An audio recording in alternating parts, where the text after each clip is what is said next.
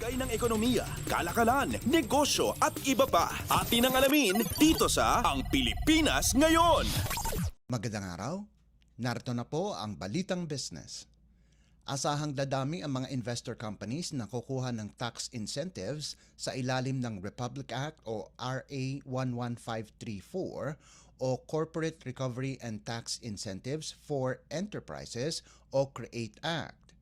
Kamakailan lamang pinulong ng Subic Bay Metropolitan Authority o SBMA at Department of Finance Fiscal Incentives Review Board o DOF-FIRB ang mga business locator upang talakayin ang mga amyenda sa CREATE Act.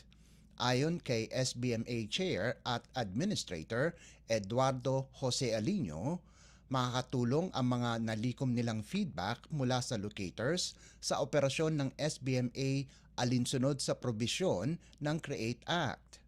Layo ng batas na ibaba ang corporate income taxes ng 25% at 20% para sa mga small, medium, and micro enterprise o SMEs.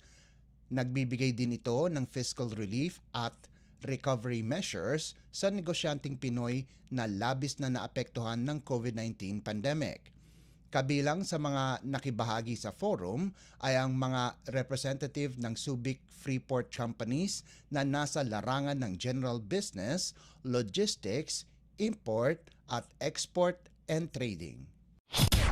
Lagay ng ekonomiya, kalakalan, negosyo at iba pa. Atin ang alamin dito sa Ang Pilipinas Ngayon. Inihayag ng National Economic and Development Authority o NEDA ang kahalagahan ng pagbuo ng Department of Water o DWR at Water Regulatory Commission o WRC upang mapalakas ang pamamahala at regulasyon ng tubig sa bansa.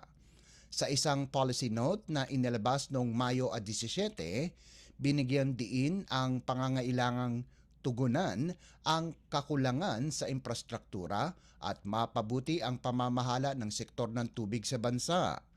Ayon kay NEDA Secretary Arsenio Balisacan, ang hakbang na ito ay alinsunod sa Philippine Development Plan o PDP 2023 to 2028 at Integrated Water Resources Management Plan na naglalayong matiyak na ang bawat Pilipino ay may sapat na supply na tubig anumang oras.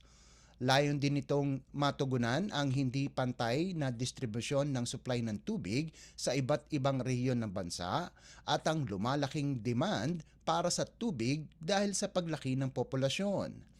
Sa pamamagitan ng pagtatatag ng DWR at WRC, inaasahang magkakaroon ng central agency na tututok sa patakaran at pamamahala ng tubig na makatutulong sa mas mahusay na pagpaplano at pagpapatupad ng mga solusyon sa suliranin ng tubig sa bansa. Lagay ng ekonomiya, kalakalan, negosyo at iba pa. Atin ang alamin dito sa Ang Pilipinas Ngayon. Tinatayang aabot sa 25 milyong piso ang kabuuang halaga ng mga actual at under negotiation sales ang naitala ng mga halal-compliant products mula sa ginanap na International Food Expo o IFEX Philippines mula Mayo 10 hanggang Mayo 12 ayon sa Department of Trade and Industry o DTI. Kasama sa halagang ito ang iba't ibang alok na produktong halal mula sa 13 kumpanya mula sa pagkain, inumin at pharmaceuticals. Pinuri naman ni DTI Undersecretary Carol Sanchez ang pagsisikap ng Halal Industry Development Program Management Office o HIDPMO sa pagbibigay kahalagahan sa pagsuporta sa industriya ng halal para sa sama-samang paglago at pambansang pag-unlad.